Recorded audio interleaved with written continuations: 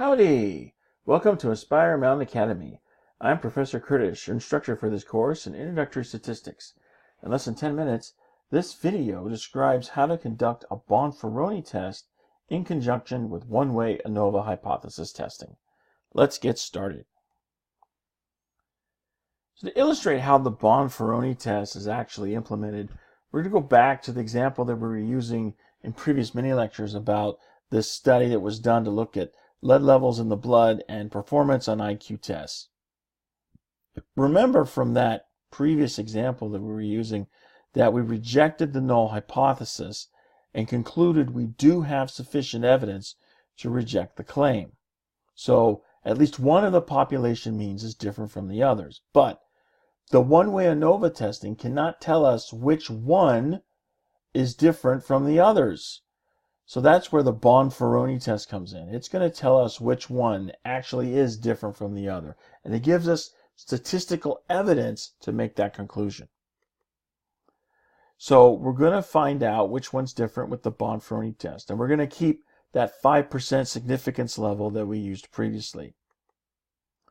Now, the thing to understand about StatCrunch with the Bonferroni test is that StatCrunch is not really set up to do Bonferroni. So it'll give you the numbers you need to calculate your test statistic, but it won't actually run the calculation for you. So you can get the numbers you need for the calculation in StatCrunch, and then you got to calculate the test statistic you need by hand. So it does reduce some of the work that you need to do, and actually getting those numbers is really the bulk of the calculation work. So StatCrunch is helpful to some degree.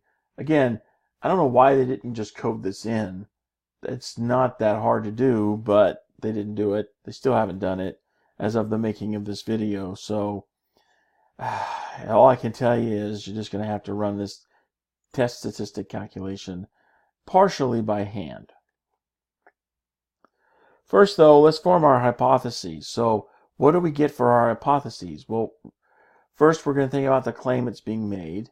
And the claim hasn't changed. It's going to be that everything is the same. The null hypothesis, by definition, is a statement of equality. But remember, with Bonferroni, we have to write a separate null hypothesis for each individual pairing. So we've got a null hypothesis for the first mean paired with the second, the first mean paired with the third, and the second paired with the third. So these are the possible pairings that we have. And there's a separate null hypothesis for each pairing. The alternative hypothesis is the same as before. At least one of these means is going to be different from the rest. So remember, with Bonferroni, you've got to have a separate null hypothesis for each of the individual pairings that you're going to be looking at. The reason why is because we have to repeat the procedure for each of the different multiple pairings. And so you've got to have a separate null hypothesis for each time you run through that test procedure. What is our test statistic? Well, remember, we're going to calculate the test statistic partially with StatCrunch and partially by hand. We have to make some adjustment with our test statistic because we're actually running multiple tests with the same data set. So we have to make an adjustment based on the amount of groupings that we have. Here's how we get that done.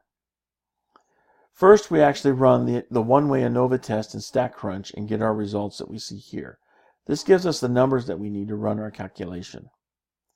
Next, remember the test statistic that you see there in the ANOVA table is not the one you want for Bonferroni. For Bonferroni, you've got to calculate your own test statistic. But you can use the numbers that you get here in the results display to calculate that test statistic. So here's how you get the numbers from the table to calculate your test statistic. First, you're going to write out the actual expression that you're going to be using to calculate your test statistic, which you see here on the screen. And then it's just a matter of substituting values in to your test statistic. All of these values come from the results window that you see there on the right. Let me show you where those come from. So the 22 that you see there at the bottom comes from this spot right here. So this is the test statistic that we're using to compare the low and the medium samples. So the low was sample 1, the medium is sample 2.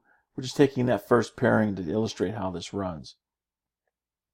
So the sample size for the medium, 22, and then of course the sample size for the low, and then you get the mean values that go up on top, and then the mean sum of the squares for the error is located there in your ANOVA table, as you can see right there. So all the values that you get for your test statistic calculation come from your results window there in StatCrunch. And then once you have the values plugged in, then it's just a matter of punching it out on your calculator. And when you do that, here in this case, you get 2.2521, and this then is your test statistic. Of course, to get the p-value, we've got to make some adjustments based on the sample size, the number of groupings that we've got. So go back to your results window here in StatCrunch. Okay, again, the p-value that's listed in the ANOVA table is not what you want for Bonferroni. For Bonferroni, you've got to calculate it out yourself. And we're going to do that using the test statistic that we just calculated in combination with our distribution calculator. So remember, we're running a student t distribution because it's a test between two independent samples for the means. So here's our distribution here. Let's look at where we get all the values that we put into our calculator. The area bounded by your test statistic is still the p-value, but you have to adjust it by multiplying by the number of possible pairings for your group. So in this case, we've got 3 different pairings for the groups, so we're going to multiply by 3. And again, there's 3 different groupings because we've got the first with the second, the first with the third, and the second with the third. So 3 possible pairings. That's why we're going to multiply by 3. So if we take that p-value there from our t calculator and multiply by 3, that's going to give us approximately 0.0392, which then is our p-value. This is the p-value that we use for the Bonferroni test.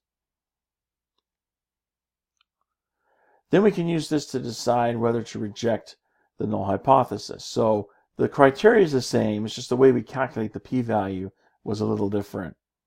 So again, going back to our t-calculator, we get that 0.0392. That's going to be our p-value.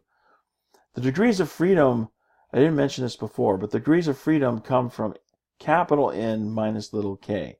Capital N is the total number of samples. So you got to add up all the 3 groupings together. That gives you 121 minus 3 different groups that we have. So that's 118 degrees of freedom. The p-value that we get out of that 0.0392 less than our significance level of 5%. Therefore, we're going to reject the null hypothesis. The critical value, you have to actually make an adjustment to your alpha. And it's similar. You divide, though, instead of multiply. And you can see here where that comes out. Plug that into your distribution calculator to get your critical value that you'll then compare with your test statistic that we calculated earlier. You come to the same conclusion. So, what do you conclude from the hypothesis test? Well, the combination of elements that we want is an answer option C. So, we have sufficient evidence because we rejected the null hypothesis. It's a one-tailed test, so we support the claim. And then the rest of the statement is just a rehash of what we've seen earlier. So, we rejected the null hypothesis, which means the claim that each of the population means are equal, we're rejecting that as well. There is at least one of them that's not the same. However, we just performed a third of the Bonferroni test. We've got to do the same thing with the other pairings and then compare them out to get the actual results from the test. As we've seen before, we can actually make informal conclusions about our test, and we can do that by comparing the mean values just as we did earlier to get an informal indication. But of course, the formal evidence is going to come from the Bonferroni test itself. And that brings us to the end of this mini lecture. I hope you found it helpful. You can find more mini lectures for this and other courses at AspireMountainAcademy.com. Thanks for watching. I'll see you in the next video.